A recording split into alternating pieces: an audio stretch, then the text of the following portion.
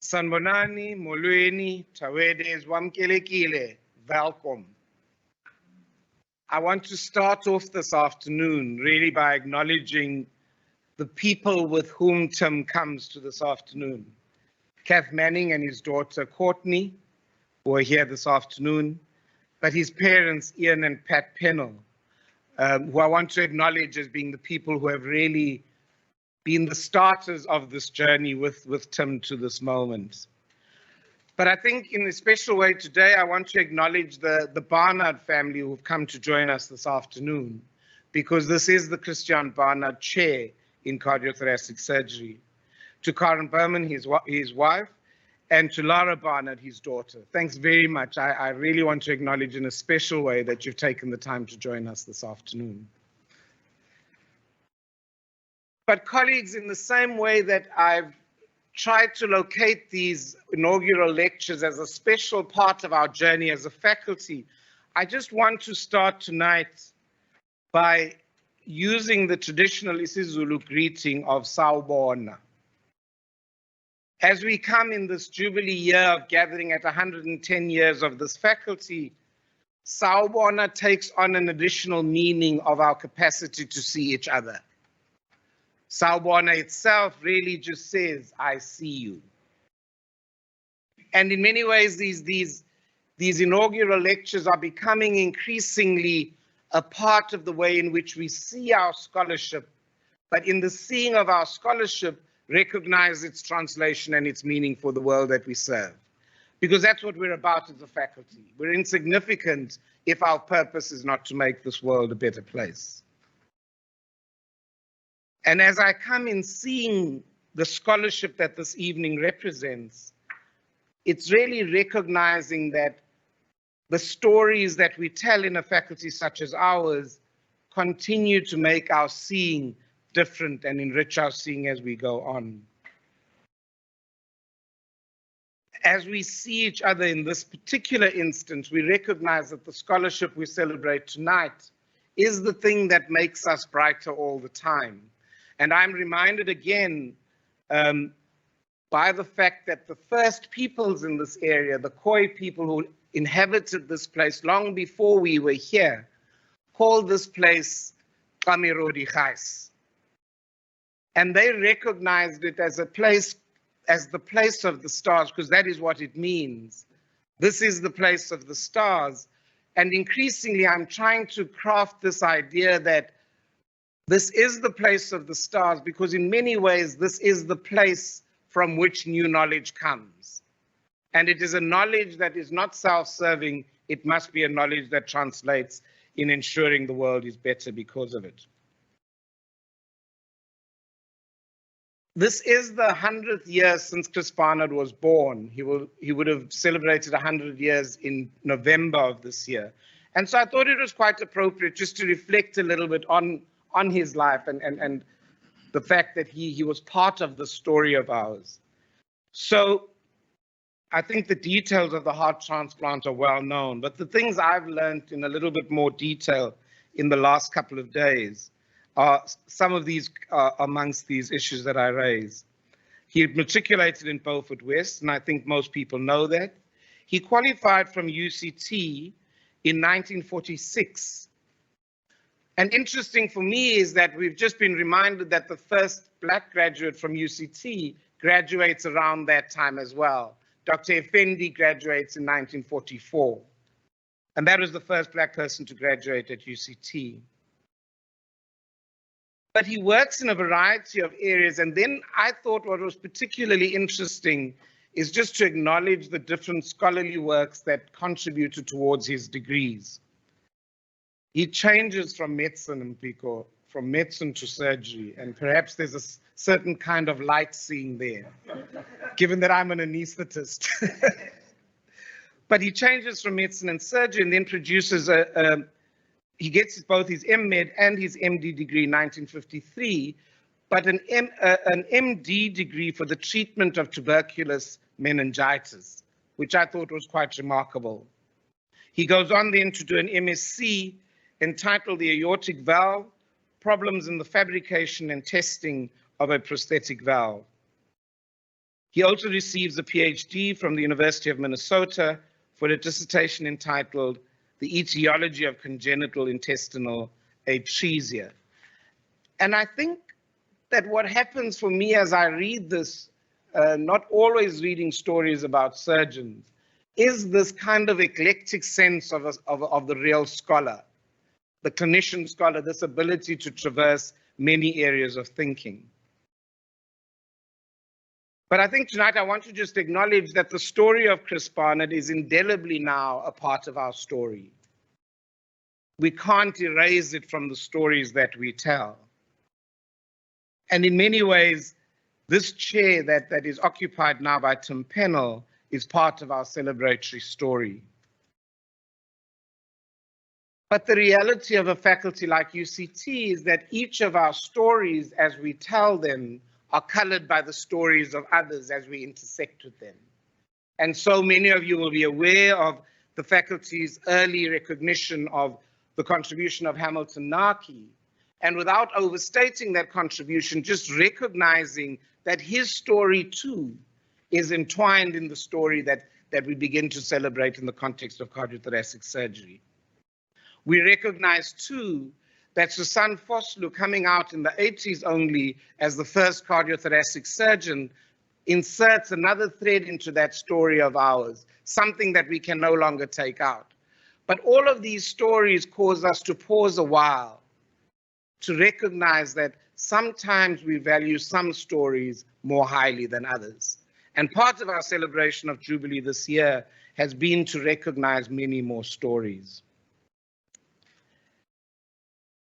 This notion of being a place of stars wants us to just refresh again our thoughts about an inaugural lecture being a place in which the scholar who has delivered over a period of time, we recognize that that scholar is in fact a part of that galaxy in some ways, but also the idea that the space we occupy produces knowledge. But I think increasingly we're wanting to say that it's our intersection with the community. And what we will be doing over the next couple of months with inaugural lectures is recognizing that it's a time for us to speak to people who may not be the scientist and scholar that we are. So this idea that an inaugural lecture translates how we think into a way that communities can understand.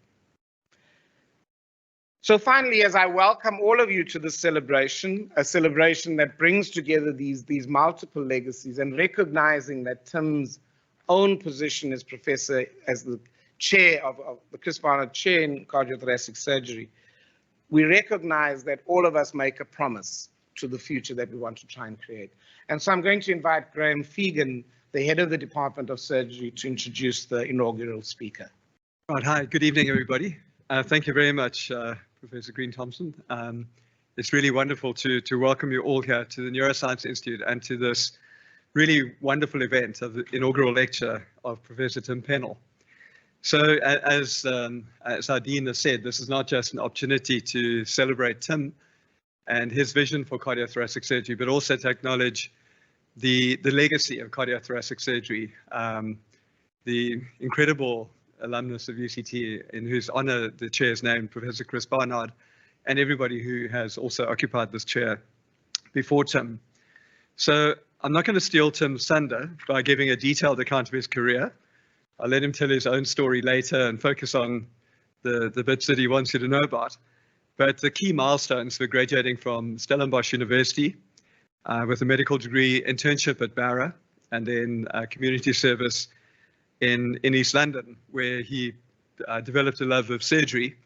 And Professor Del Khan, who was one of his early mentors, got him to come to UCT to train in general surgery, but to Del's chagrin, he moved into cardiothoracic surgery, and I'm sure Tim will tell us how that came about. So a very unusual part of his journey, though, as a registrar, was taking up a position as a doctoral fellow shortly after starting as a registrar. And that led to him qualifying in the same year with a PhD and his fellowship as a cardiac surgeon. And I think Professor Barnard would have been quite impressed with that achievement. It sort of mirrored his own ability to get multiple qualifications within a space of a year. So I want to just acknowledge the role that Dell played. I'm sure that Tim will speak about this, but one of the things that Dell did that I think was really very visionary was recognize Tim's ability to do things. And actually very soon after he qualified as a specialist, I gave him the poison chalice of chairing the departmental research committee, which means that you have to go toe-to-toe with senior colleagues when you don't want to approve their protocols. And it's certainly quite a leadership lesson that goes with that job. So Tim accomplished that with aplomb. But his other really important mentor was Professor Peter Ziller. And I think it'll be very clear over the course of this evening what an incredibly important role Professor Ziller has played in Tim's career. So Peter sent me, I've written to a few people whose words I'm going to use tonight. So in Peter's words, Tim was one of the very few who took the pep talk seriously that I gave all the new registrars to consider either spending 5 to 6 years training as a cardiac surgeon or mere 9 to 10 years if you wanted an academic career. And that really entailed taking off time off to do a PhD.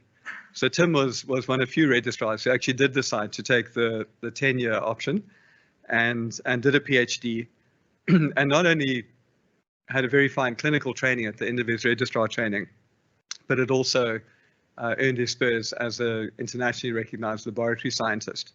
And not only went on to have a very distinguished career as a laboratory scientist, but also earned the respect of his clinical colleagues by very quickly taking charge of clinical portfolios like transplantation and extracorporeal life support.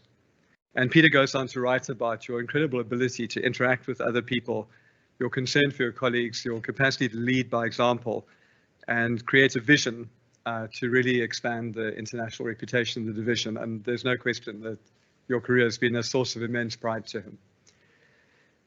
We show our true colors when under pressure, and Professor Dion Besaidenout, who was Tim's PhD supervisor and is currently the head of the cardiovascular research unit, shared a wonderful story when very early in the days of developing the cardiovascular research unit, there's tremendous dependence on funding from Medtronic. And you had to go back to California to report to Medtronic and kind of make sure they were happy with what was going on here so the money would keep flowing. And Dion told me this wonderful story of flying to San Diego, landing, and then Peter was entrusted with driving the hired car. Dion was given the GPS, and Tim was in the back seat on the laptop trying to sort out the presentation for Medtronic. And what they didn't know was that there'd been roadworks in San Diego, and in fact, the GPS had no way of dealing with this new. So on their third trip around this massive loop, trying to get out of the airport, they eventually took the South African option of driving across the curb to what they thought was a highway. And Tim sat in the back, completely unfazed by all this, sort of preparing this talk. And they got the money from Medtronic, and the story had a happy ending because on the way back, they figured out what the protocol would be for his PhD. So he certainly showed his capacity to stay calm under pressure. So I think Professor Barnard would have approved of that as well. So after talking about colleagues, I'd like to just mention some words from Tim's family and friends. So Catherine recounts how they met at Freer Hospital during the community service year and writes that, "I'm still amused to this day by Tim's not so subtle courting tactics. He would hand deliver dietetic referrals to my office with very non-urgent requests for nutritional supplementation. Nevertheless, it worked, and we've been together for 17 years. What struck me early in our relationship was Tim's work ethic. Hard work has never been a problem for him. Going above and beyond is almost a default. In our first year of courtship, Tim would happily leave our lunch meeting on his off-call weekend to go and teach colleagues the art of a burr hole. This should have been a red flag. And I have to tell you, as a neurosurgeon, it's a serious red flag when a cardiac surgeon wants to do a burr hole. Kind of think they might be in search of a donor. Anyway, so at present, and I think this probably is a hospital record, Tim's been on call 24/7 for the last 5 years for thoracic transplantation. And And Catherine also says, I also work at Critica and often receive messages and calls from concerned friends and colleagues that Tim has walked past them and didn't greet them. And I reassure them that either he's been deep in thought about his golf swing, and I'll talk about that a bit later, or it's his prosopagnosia, his inability to recognize faces. But Tim and Catherine are raising two daughters, Courtney, and Courtney's here. Where's Courtney? Yes. and Emma. Hi, Courtney. And maybe Emma's watching online. He's the most dedicated son, husband, and father who makes a lot of unseen sacrifices for his family. Never shy to change a nappy, play dolls, or become the kid's star attraction by turning into a Komodo dragon. I want to see that. Actually, the red cape will help. Tim gives it his all at social gatherings. After a few beers, he knows how to let his hair down. Now, that would be quite a challenge.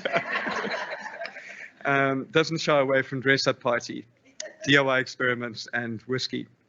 So Tim's always been crazy about sport. Now, let him tell you the story about how he ended up in medicine, because it does involve rugby. But Tim's dad, Ian, very succinctly said to me that your love for golf doesn't necessarily get expressed in your game, which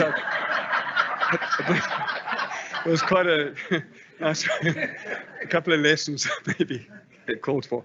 But I consulted the surgical golf day oracle, Professor Del Khan, who confirmed my suspicion that cardiothoracics have never won the annual surgical golf day. So as your HID, that's a challenge I'm giving you tonight.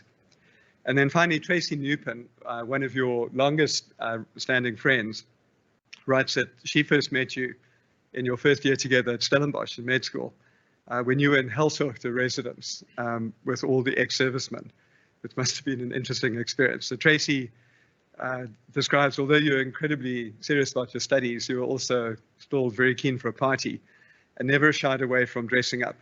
And she feels it must have been that pumpkin head that actually got Catherine to fall in love with you. I think there's a story behind that. But Tracy writes, she learned that you never do things in half measures, although you take a while to look at a situation from many different angles. By the time you figured out your goal, you commit to this with intent, determination, passion, self-awareness, and loyalty. And Tracy writes that you found your perfect partner in Kath and a loving parents to their children, and suggests that your spiritual animal is a T-Rex. So finally, I just want to end off with a few words about the specialty of cardiothoracic surgery here at Rutsker and at some of your illustrious predecessors. And I want to thank John Hurtson and Johan Brink for doing some amazing historical research over the last couple of days. So it turns out that neurosurgery and cardiothoracics both kind of emerged from general surgery in the late 1940s as sub-departments of the Department of Surgery. Walter Phillips was the first head of thoracic surgery from 1949 until 1962. And Chris Barnard had come back from the US in the late 1950s. And the department at the time was known as thoracic surgery. And obviously, Dr. Barnard came back with incredibly high-level cardiac surgery skills, and he really sort of drove the development of cardiac surgery as a particular discipline within thoracic surgery. And together with Dr. Phillips, did the first ever successful open heart procedure in the late 1950s, which really kind of, I think, was probably an epochal moment for Critical Care Hospital, the real start of cardiac surgery. And obviously by the 1970s, there was quite a lot more money that had come in following the success of the transplant, and it was possible to actually establish a chair of cardiothoracic surgery. And obviously, Professor Barnard was the first incumbent of that chair until his retirement in December 1983. So at that point, John's dad, Rodney, was asked to be acting HOD in 1984 and to form a search committee for the first incumbent of what was then known as the Chris Barnard Chair of Cardiothoracic Surgery. And that was Professor Bruno Reichhardt, who was appointed in 1984 from Germany and served for 5 years until 1989 when he went back to Munich as the head of, and in fact, I was actually, he gave his inaugural lecture on Upper Campus in the mid-1980s, which I attended as a medical student. It was a very memorable event, but I'm sure Tim will match that this evening. So John Adele then followed Bruno Reichhardt before he went off to Mayo Clinic, Ulrich van Oppel until 2000, and Ulrich left to go to the UK. Then Johan was acting head until Peter was appointed. And Peter served for a full 2 decades, during which I think there's cardiothoracic surgery developed beyond recognition under his leadership. Which brings us to fifth incumbent, Tim Pennel. And I'm very happy to say Tim's someone that I've got to know, not just as an outstanding clinician, a very dedicated clinician, but an incredible clinician scientist, a highly reliable administrator, a transformative leader in every sense of the word, and a warm and dependable friend. And in welcoming Tim to the podium, I just want to close with words written yesterday, very moving words by Deirdre Barnard Visser. And Deirdre is Professor Barnard's oldest daughter. And Deirdre wrote, "Dear Professor Pennel, please accept my apologies for not being able to attend your inaugural lecture this afternoon. Although I shall not be present in a physical context, I shall be there in spirit. We will certainly view your lecture online from the link provided by Professor Brink. I'm indeed very pleased that you are the head of the division, as well as holding the position of the Christian Barnard Chair of Cardiothoracic Surgery. Your inaugural lecture is an auspicious occasion for the University of Cape Town and the medical school and the hospital to acknowledge your appointment and promotion to full professor. The topic of your inaugural lecture presents a significant milestone in your academic career, and I trust that it will provide a platform to share your past research and introduce new ideas to your diverse academic and non-academic audience. You have now joined the ranks of an esteemed group of academic leaders in the Department of Cardiothoracic Surgery, and I'm positive that my father would have been extremely proud of your appointment to this professorship. Your academic and research track records are indicative of your commitment to push the frontiers of medical science, and in my humble opinion, your expertise and dedication to improving the quality of life of your patients make you eminently qualified to lead and manage the challenges in your department and work environment. Again, congratulations on your achievement and position. With best wishes, Deirdre Barnard Visser. Good evening, everyone, and thank you very much to the kind introductions.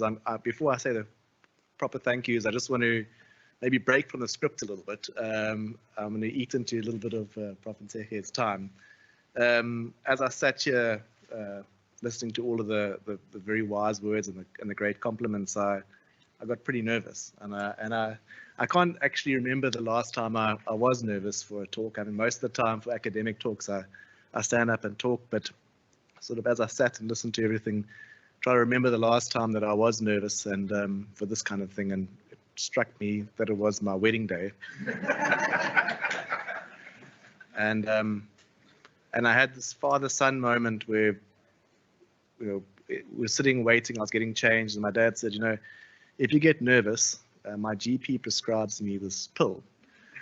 And like a drug dealer, he took it out of his pocket and gave me this little white pill, which I didn't know what it was. And I said, thanks, Dad, I'm sure I'll be fine. And I popped it in my pocket and well, I'm pretty relaxed, I'll be fine. And then so while I was waiting for Kath to come down the aisle, I realized it was time to take the pill, and I took it, and everything went well. The wedding went great. I was on form with my speech. I never had so much confidence before, and I was dancing like a legend. And then I asked my dad, what did you give me? And he said, I don't really know the name, but my GP said it's called Serenase or something like that. And so my dad had given me 5 milligrams of haloperidol. So I always say I got married under an antipsychotic. You'll be pleased to know my dad was nowhere near leaving before this speech, so I'm drug-free tonight. So that gives me the opportunity to say thank you, and firstly to say thank you to Professor Green Thompson for the very kind words and the opportunity to talk tonight. And for some time we stopped doing inaugural lectures, and I really want to thank the university for giving me the opportunity to speak tonight. And also thank you for your support through my appointment as a chair. And I've always known that you've been there with an open door. I think the fact that I haven't used that open door too much means that things are going okay at the moment. But thank you very much. There's a few people in the audience that also need to still do their inaugurals as well. And then to Prof. Vegan, Graham, we didn't get. It was a lot. only recently got to know you, really, and I actually will recount the first time I met you. I'm not sure if you remember that moment.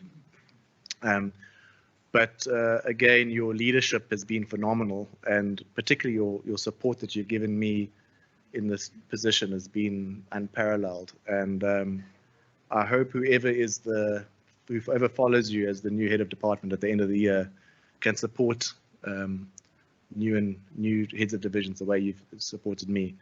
And whether you like it or not, you will remain my mentor beyond this year. And then I have an opportunity to thank Prof. Pico before he gets to thank me. Again, I didn't really know Pico all that well prior to my appointment, and one of the thing that's been most palpable for me is Pico's desire for me to succeed and desire for the division to succeed. And I've known he's always had my back, and I know that he's one of the few people I'm willing to be completely honest without judgment. And so thank you very much. The one other thing is that we support teams from either side of the Merseyside. And I suppose the fact that we're wearing red tonight means you win. But I did wear a blue tie, and I haven't met a more fanatic Liverpool supporter than you. And look forward to your account this evening. So beyond thanking everyone here for joining me this evening, I'm going to talk about. Well, I'm actually going to start my talk now, and talk about the opportunity of a lifetime, which I think we can think of as an opportunity in a lifetime, and also recognize that opportunities have a lifetime on their own, and if you can miss out on that opportunity if it goes past. And one of the opportunities that Pico gave me last week, I'd rather call it a hospital pass, but I was invited to speak to the Civil Aviation Authority on the fitness for pilots for flying with 1 week's notice. And so if there are any air crashes related to cardiac surgery, it's my fault. But I did put the guidelines down, but I turned that disaster, the limited time to prepare that talk, it got me really thinking about aviation and the connection between aviation and medicine. And we often think about aviation and medicine in terms of risk, but it really got me thinking about the history. And so if we think back to 1903, the Wright brothers flew Kitty Hawk, in Kitty Hawk for the first time as the first powered flight. Less than 50 years later, we were flying jet-propelled passenger airlines. And 20 years after that, we were on the moon, a giant leap for mankind. So how does that compare to cardiac surgery and cardiovascular surgery? 1 year prior to Kitty Hawk, Carrel described the first end-to-end anastomosis of the coronary artery. Less than 50 years later, DeBakey described the implant of a Dacron graft in the infrarenal position. And there you see Michael DeBakey at home sewing the Dacron graft with a tie and jacket like any good cardiac surgeon should. And really, only a few years later, we had the first heart transplant. This was less than 70 years. The same time on that first flight to the moon, we went from a vascular anastomosis to the first transplant. And there's no photograph of the first transplant. And that for me is the key moment in that first transplant, is that there was never a photograph taken. And that speaks to Chris Barnard's desire that it was all about his own drive, and he had nothing to prove to anyone else. And for me, that speaks volumes about the man and about what he achieved. But let's bring things down a little bit and look at this publication. This is a systematic review of contemporary outcomes of endovascular versus open thoracoabdominal aortic aneurysm repair. And you can see that the perioperative mortality was similar between endovascular and Dacron grafts. 2020. This is 70 years after the first Dacron graft was put in by DeBakey. And this is a humbling thought that despite all this advancement, we've made no advancement in vascular grafts. And myself, together or spearheaded by Professor Ziller, Manfred Deutsch, Dion Besaidenote, and Neil Davies, wrote this opinion piece called Progressive Reinvention or Destination Lost, half a century of cardiovascular tissue engineering, where we explored where we went wrong and why we haven't made any advancement for the last 70 years. And I'll discuss some of that tonight. I can see my dad sitting there going, how are these doctors so dumb? But I also like to remind him that the financial sector also had to learn from its mistakes. And humans are destined to make mistakes all over again unless we review our history. And so history teaches us everything, including the future. And I'd like to reflect back on that singular event that shaped this university and the hospital. This is, in fact, a photograph from the second heart transplant, and Philip Bleiberg is leaving the hospital. And you can see the media frenzy that ensued after this transplant, and only comparable to the moon landing. And you can ask the question, how is it that a man on the tip of Africa could do the first human-to-human transplant? What did he have? And I want you to focus on this map, and we'll talk a little bit about it later. So as the Chris Barnard Chair of Cardiothoracic Surgery, I think it's my responsibility to reflect a little bit on the man. Thank you to Professor Green Thompson for introducing some of the subjects, and I'll go into a little bit more detail here.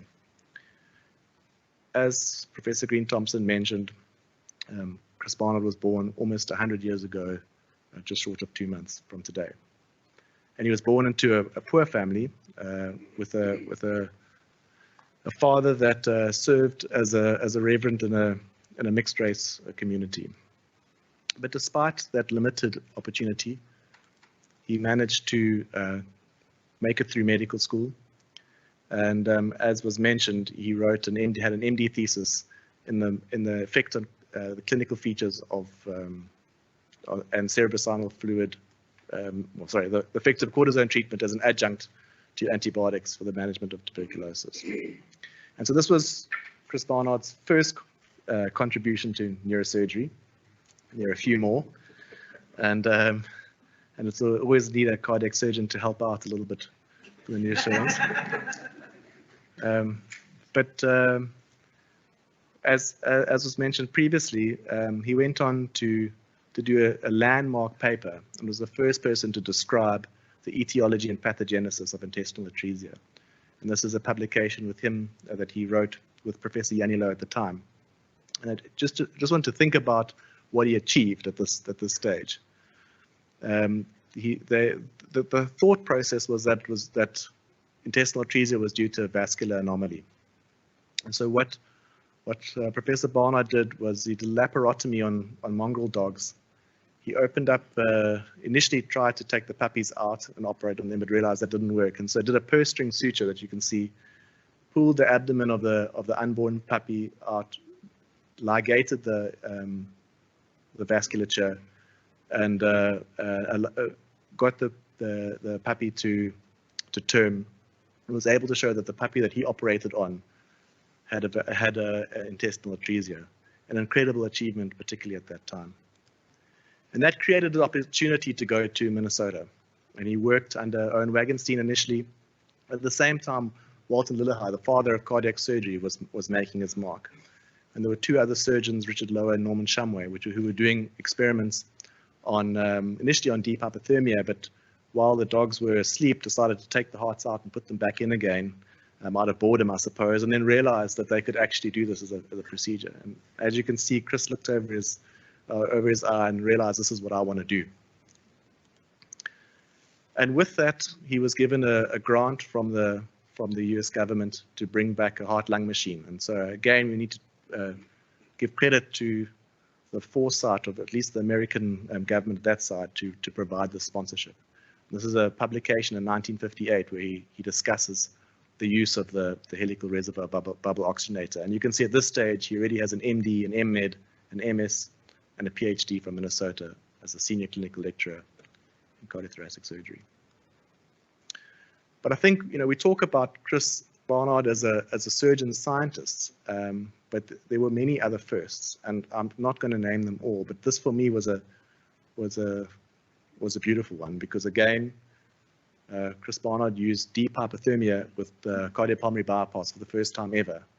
Again, protecting the brain as part of a heart operation. Another contribution to neurosurgery. And I'd like to, but it wasn't, he didn't just stop there, because the first transplant, actually, probably his biggest contribution was the contribution he made in the determination of brain death and the definition on irreversible coma. And this is a publication from 1968, 1 year after the transplant, where the Harvard Medical School had a new definition of brain death because of Chris Barnard. A third contribution of a cardiac surgeon to the neurosurgical discipline. So it's clear that Chris Barnard was ambitious. He had extreme work ethic, he was innovative, and had an incredible team around him, but he also had opportunity. And you can look at these moments and think they are moments of serendipity or moments of opportunity.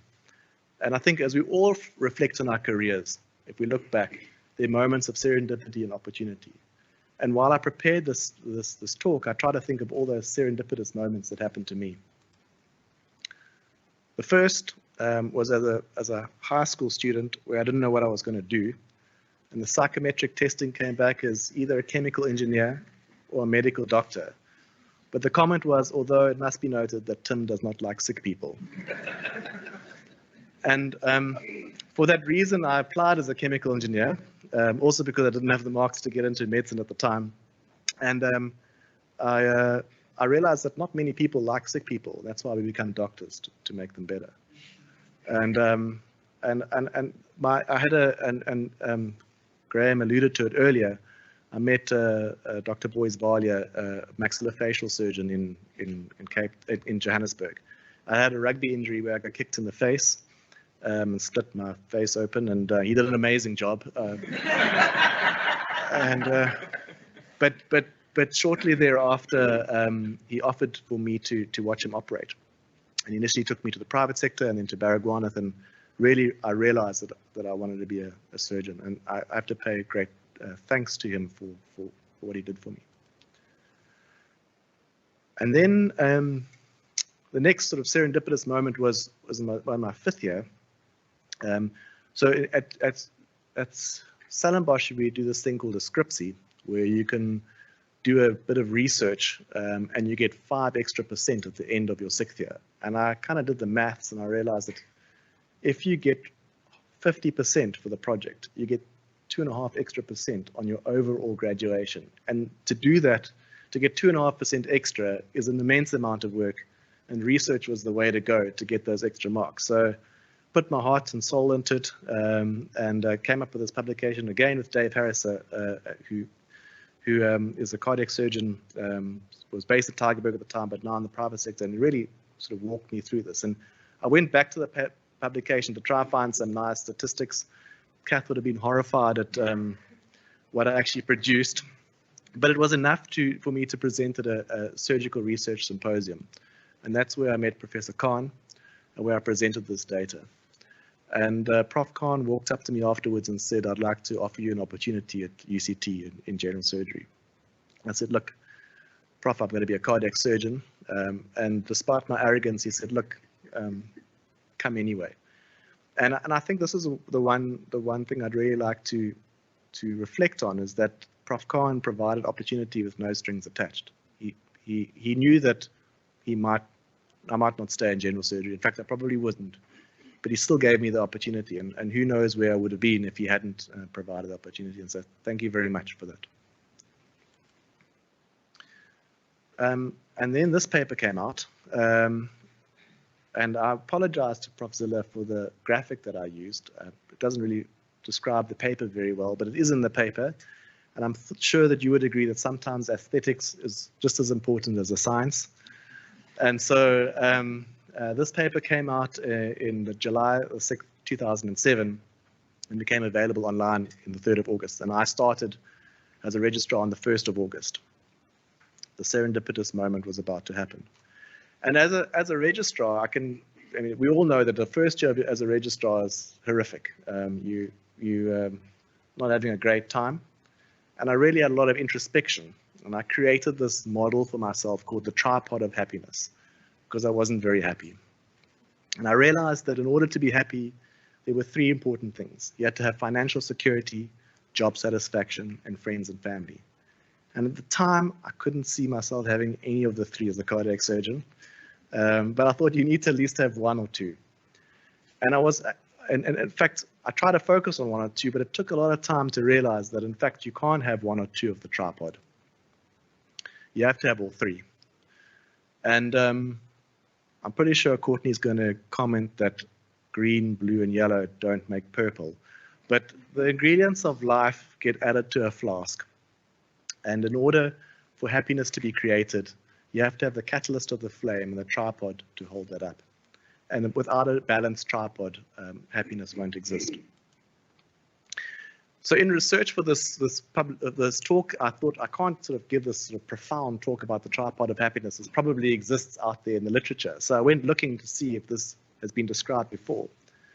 And in 2018, Robert Cummings reviewed the Australian Public. And the comment was that financial security, a sense of purpose in life, and good personal relationship make up the golden triangle of happiness. So I kind of pipped him by about 11 years, but never published it. But I think the same holds true. And then I was made the offer I couldn't refuse. Just after I was trying to sort out the balance of my life, Professor Ziller came to me and said, I've got a project for you. And it was based on that publication in 2007, where he said, we've got some ideas on what can happen, but I want you to prove it. And in my mind, I said yes, but in my mind I said no. And then I went to my colleagues and said, I'm not going to do this. And I'd just like to thank, in particular, Johan Brink and Jacques Sherman for sitting me down and saying, you don't pass this kind of opportunity away. And so thank you to you for making me take it on. And I just want to talk about the principles of that research. So if this is a publication from 1972, where Lester Sauvage and Berger looked at vascular grafts in humans, and basically showed that there's no endothelium on the surface of the vascular grafts. And an endothelium is essential for patency, and particularly in small diameter vascular grafts. And so if we just look at a slight animation of what happens once you implant a vascular graft in the circulatory system, endothelium moves across the anastomosis, but at 1 centimeter it stops and never continues beyond that. And so we had to try and find out a way of getting other forms of endothelialization on the graft. We knew transanastomotic exists. We thought that fallout endothelialization, where progenitor cells land on the vascular graft, might be a method. But we were convinced that transmural endothelialization would be the method through a highly porous graft. And so I started phase 1 of this project.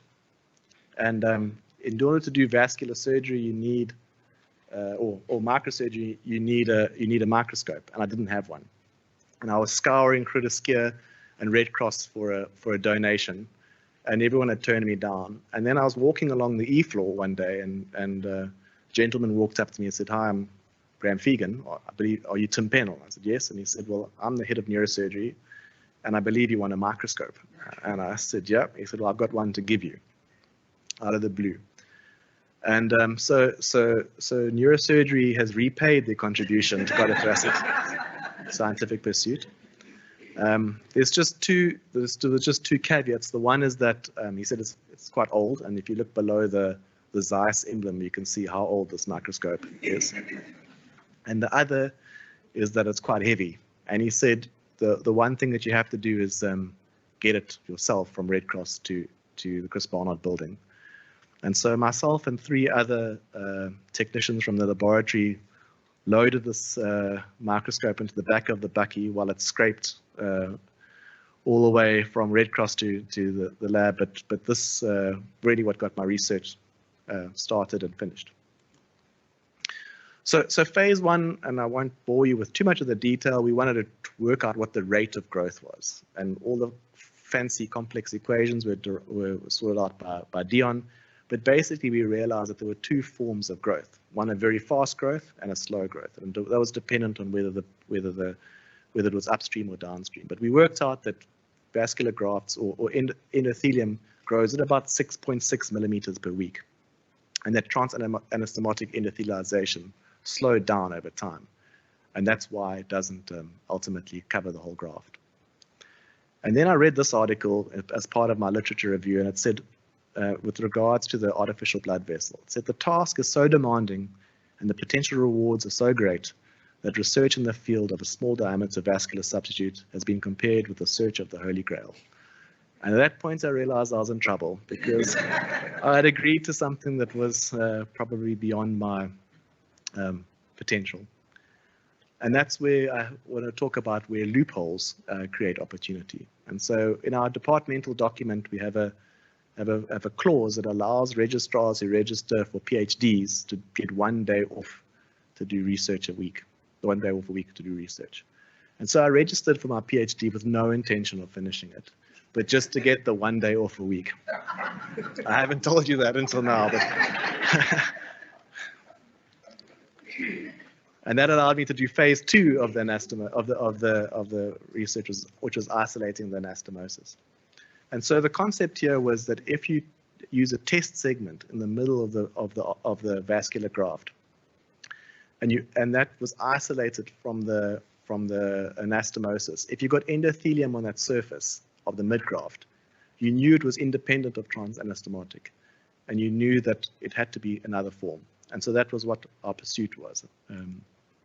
And here are the highly porous grafts developed by Dion, and you can see the corrosion casting of vessels growing through the grafts. And just to give you a concept of how porous these grafts are, here's the graft being glued together. You see the highly porous polyurethane next to the standard EPTFE, which we use in humans, and you can see the dramatic difference in porosity. But what we soon realized is that the rat's aorta was too short for a straight graft. And so we looped it, and by looping the graft, we were able to increase the length from about 18 millimeters to 9 centimeters. And this was the key to the whole process. And so my early prototypes were a bit ugly, and I also hadn't learned how to use an f-stop on a camera. But over time, they got better, and we got slightly more elegant grafts. But the resources that we use were no more elegant. That yellow and red nylon cord is just weed eater cable that we heat set. But what we were able to show is that you could isolate the anastomosis. You could create endothelium in the midgraft and have it isolated from the anastomosis. So this is the next component, which is opportunity, a means to an end. So we'd run out of money. And as you had mentioned, we'd sort of gone to Medtronic and we were really struggling. And Dion had made a collaboration with a group in Clemson with an NIH grant, a Fogarty grant, with Dan and Aggie Simonescu.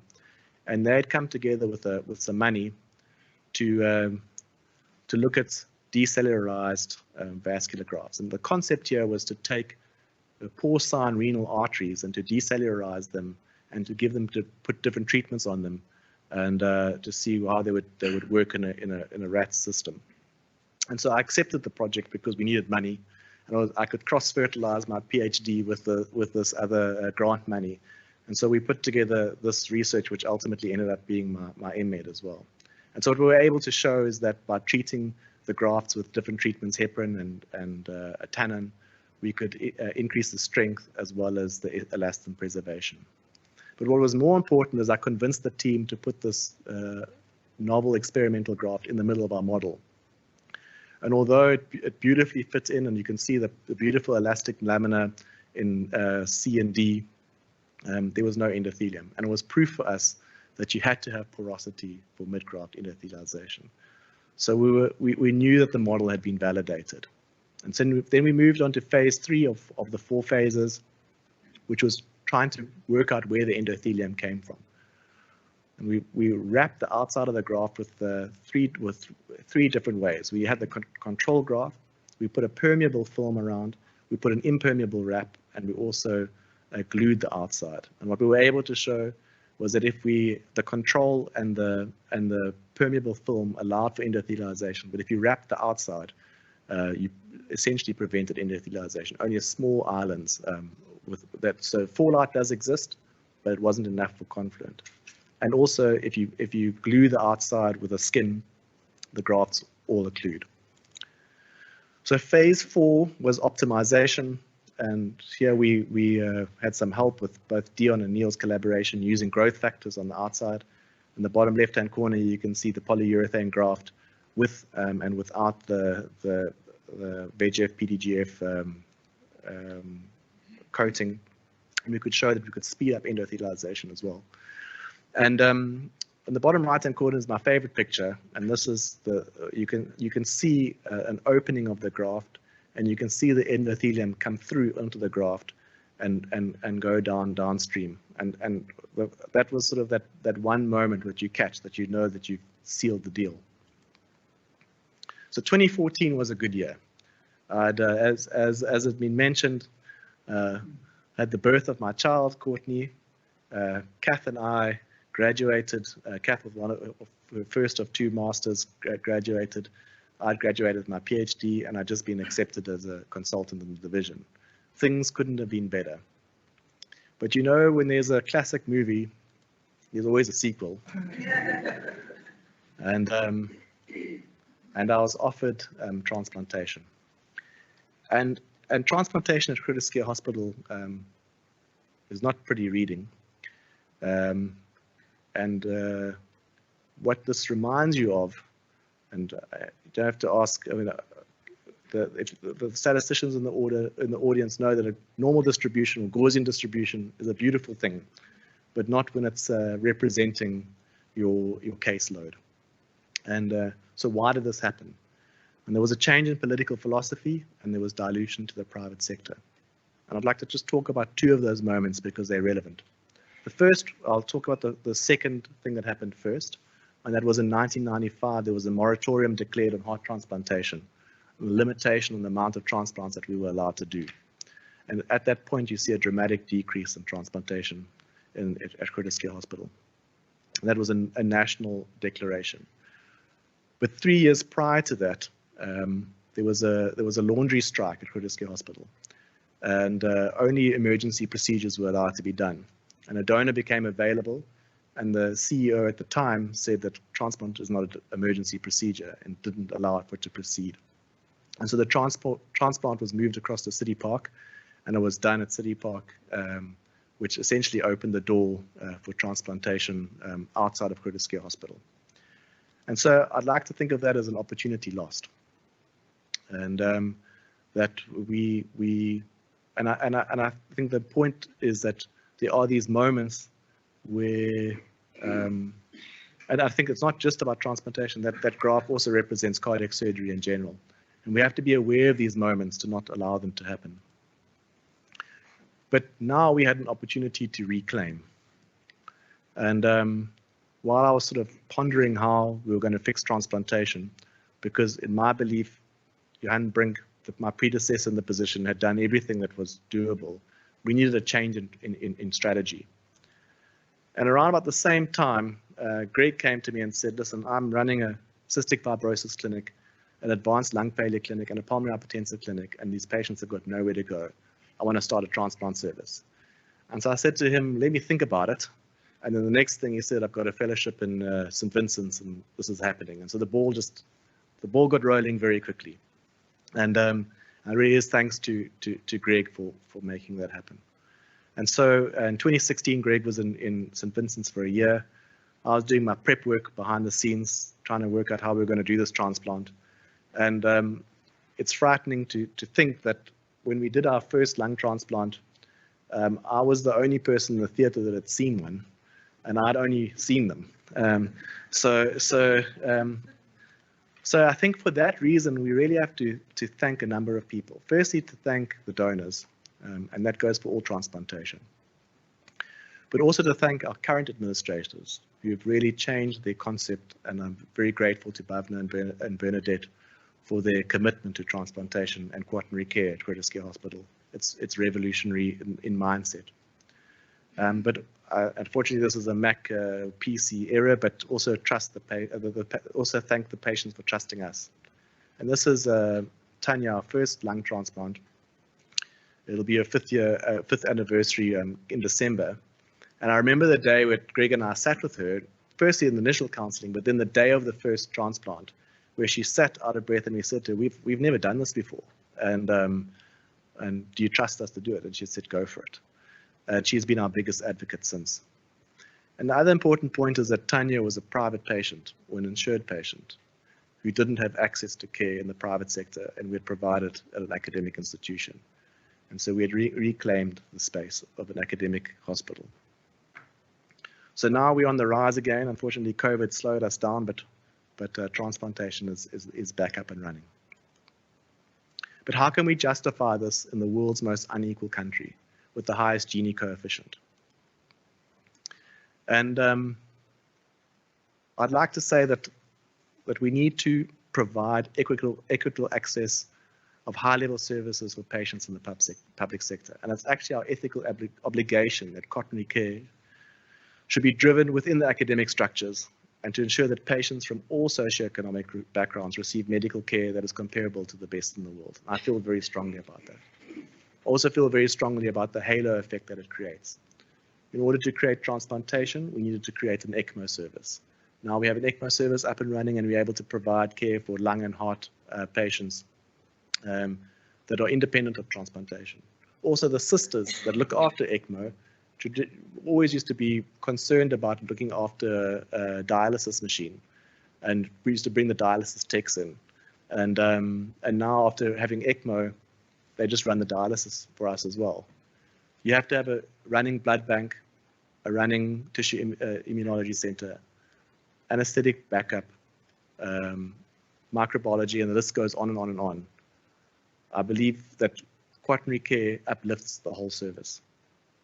And so if we think about cardiothoracic surgery and the interaction that we have with all the other disciplines, I also like to thank heads of our sister and brother disciplines, anesthesia, Yashin Swanefelder, cardiology, Vikan Seke, and pulmonology, Kieran Dida, for their support of cardiothoracic surgery.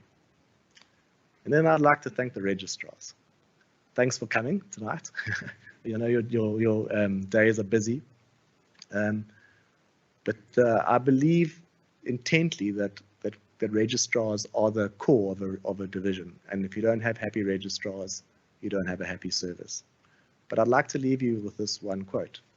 And this comes from complaints to residents to Norman Shumway about the lack of operating time in the 1950s. And Norman Shumway said, the hardest thing about cardiac surgery is getting a chance to do it. And so nothing has changed.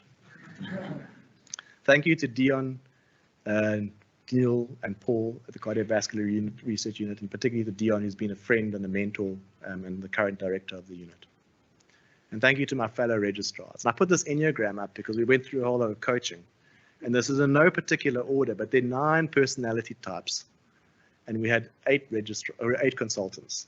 My photo's not in there. So there's 7 plus me. And if you take out 4, which is an intense creative, but there's no cardiac surgery on earth that's an intense creative, we have 8 different personality types in our group. You couldn't think of a more diverse group of people.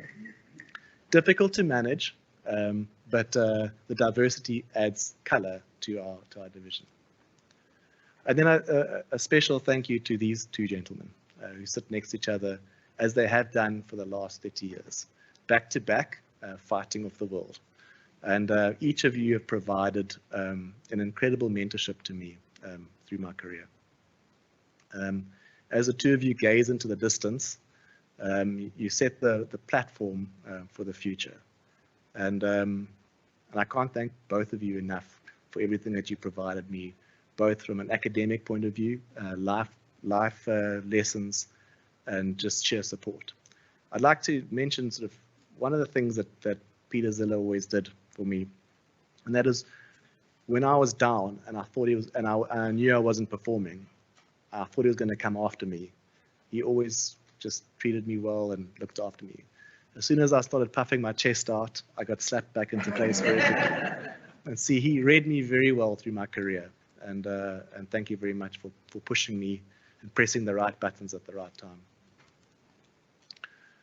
And if we just think about stabilizing the tripod, to my late sister Nikki for being an incredible sister and doing what big sisters do for you, as well as my parents. Thank you for providing all the opportunity for me, and I can't thank you enough for everything. To the girls in my life, my daughters, Courtney and Emma, who couldn't be with us tonight because she's 3, and that's a good reason not to have her here. But to Court, thanks very much for joining us tonight, and Kath as well. And you guys ground me, and I leave work as the general, and I arrive at home as the private. And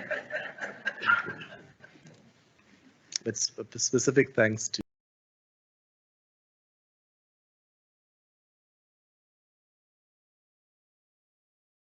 I've recognized the opportunity that she's thrown away from a career and academic point of view to support me, and that's very special. So this was much fancier on a Mac, but but anyway, I'd like to talk about opportunity. It's my responsibility to recognize it, seize it, and assist others with it, but also to create it. And there was a newsletter that came out from UCT today, and this can show you that I was still doing my slides today, that I was able to put this in. But the letter said, our vision, as you know, is to unleash human potential, and I think that that's essential, and particularly for as my job. And I'd just like to again reflect on Hamilton Narkey. He was ambitious, he had extreme work ethic, he was innovative, and he had an amazing team behind him, but lacked opportunity, but still did amazing things with his career. But who knows what he would have achieved given more opportunity. I asked you to look at the slide, and I ask you again to look at it and see what's wrong with it, and how is it that a man from the bottom of Africa could achieve so much. And I'd say that our perspective is all wrong. You see, in space, there is no north and south, east and west, up and down. The Earth could just as easily be this way around. And so we need to stop thinking about ourselves as the bottom of Africa and start thinking about ourselves as the top of the world. Born in Africa, I see Africa as a place of opportunity, a space where I invest my time, clinical expertise, and research. It's my home and where my heart is, and where I pursue a career aligned with UCT's mission as an Afropolitan university, formulating research questions from Africa, focusing on Africa, contributing to global knowledge. Thank you.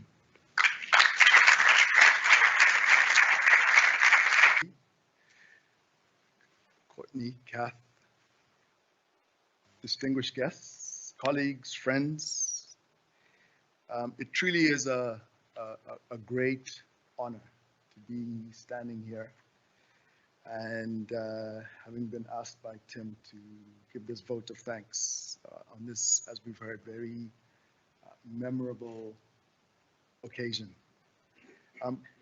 As Tim indicated, until about 2 or 3 years ago, Tim and I worked in obviously related, but very separate environments. And in fact, we only occasionally shared the odd beer. You heard about the banter we had about Everton and Liverpool. But we didn't really have much opportunity to engage and get to know each other. But over the last 2 or 3 years, the need to navigate the challenges of leadership have really meant that we have spent many an hour, sometimes contemplating service solutions for the work we do, sometimes commiserating over the odd failure here and there, occasionally celebrating small victories that we've had, but often engaging in what I consider pretty deep, reflective discussions that required honesty, vulnerability, that required a lot of self-reflection and authenticity. And over that time, I've really come to admire and respect this man. So it really does mean a lot that I have this opportunity to be here, stand here and do this. So Tim has already done most of the thank yous. He's thanked all the very important people in his life, many of you in this audience that have really made a big difference and helped him get to this part of his journey. So I'm going to focus my vote of thanks, which will be brief, but I'll focus it on him. So the first thing I'd like to do is, again, speak about what a marvelous talk this was. He's been reflecting on this for some time, obviously. It sent me some an outline of what he was going to be speaking, but I've been absolutely blown away. Thanks, Tim. In typical style, it's been bold, it's been ambitious, it's been very honest, sometimes a bit modest, very engaging, very thought-provoking, full of self-deprecating humor, opportunity to laugh, and you actually need to be congratulated for making what can sometimes be complex concepts about vascular biology and grafts and a whole lot of things that I certainly struggle with, but you've made it accessible and relatively easy to understand. The second thing I'd really like to thank Tim about, and I hope it came through in today's lecture, but certainly those of you who know him well and those of us that have been getting to know him well, is just how much Tim cares. He truly cares. He cares about the department. He cares around the people around him. He cares about his registrars. He cares about his patients. He cares about the community that he serves. He cares about the hospital, the university, in a way that is actually taking me quite a bit back a bit. You know, it keeps him up at night worrying about how's he going to make things better, and that's as simple as way as I could put it. I'd really like to thank you for caring. He cares about his family, about Kath, and that he does the right thing for the right reason. That's a very, very commendable quality. The third thing I would like to thank Tim about is I think it's really important that Tim, through this journey of leadership, reflected in this lecture, has been so willing to engage critically with the complexities of our history and the society that we live in. Okay, we talked about opportunity was a big theme running through all of this. It's required a lot of reflection about the complexities of the society that we live in and the impact that our complex and sometimes difficult history has had in a myriad of ways on us, on these opportunities, trying to understand how it is that whether it's omission or commission, we might be influencing these opportunities. And unless we can unpack that history, unless we can understand it, unless we can understand our individual influences in it, that the possibilities there that we can perpetuate some of the absence of opportunities that he also spoke about. So I really want to commend you for spending a lot of time engaging with these issues, so that as you now create new spaces and places for people to access new opportunities, you can make it so that it's much more about choice than it is about chance. And that serendipity versus opportunity equation can be thought about a little bit differently. I'd like to thank you. I really like the whole tripod thing. It's a pity you didn't publish it and patent it. But I'd like to thank you for reminding us of the importance of seeking and finding joy and happiness and fulfillment in the work that we do.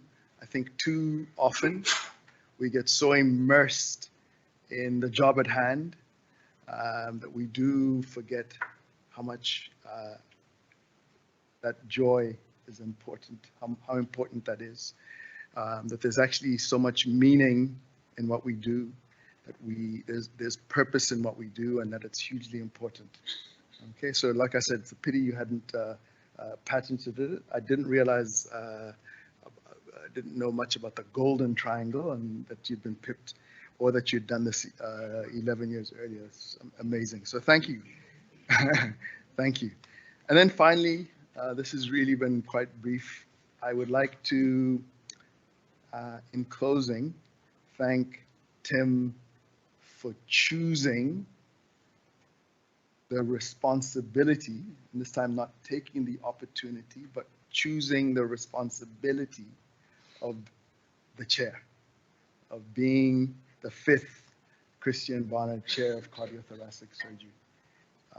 It truly is a huge responsibility. I think we're entering a phase where it was actually just before COVID. Cardiovascular disease is now South Africa's biggest killer, having overtaken many of the other things, including infectious diseases that were. So it's an important time in the life cycle of our health epidemiology. I can say that I, for one, I'm really looking forward to you taking this division, this department, to brand new heights. I have absolutely no doubt, having engaged with you, as I said, for these years, having watched you over longer, having had the pleasure of being a panelist, a selection panelist when you applied for the chair, and listening and engaging with that vision, that this is really just the beginning of what hopefully is going to be an amazing journey and taking the department to new heights. So with that, I'm going to end and just say thank you again. Awesome.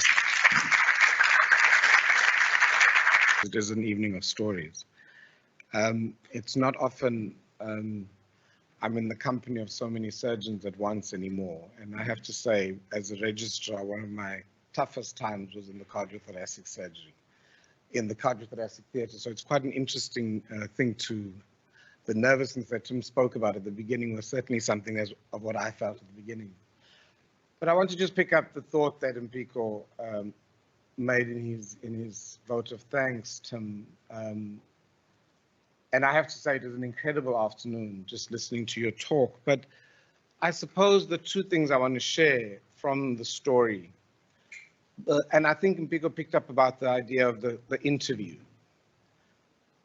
Your interview happened probably within about 9 months of my arrival here at UCT.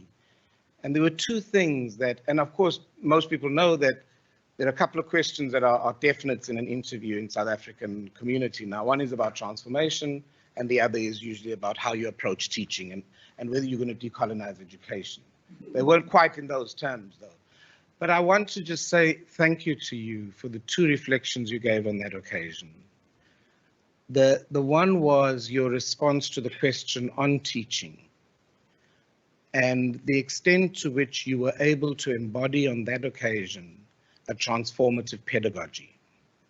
You didn't say anything that I'd expected to hear, and yet, as we reflected on that answer, it embodied this idea of approaching teaching in a transformative way, particularly the notion that you had of standing next to the person you teach.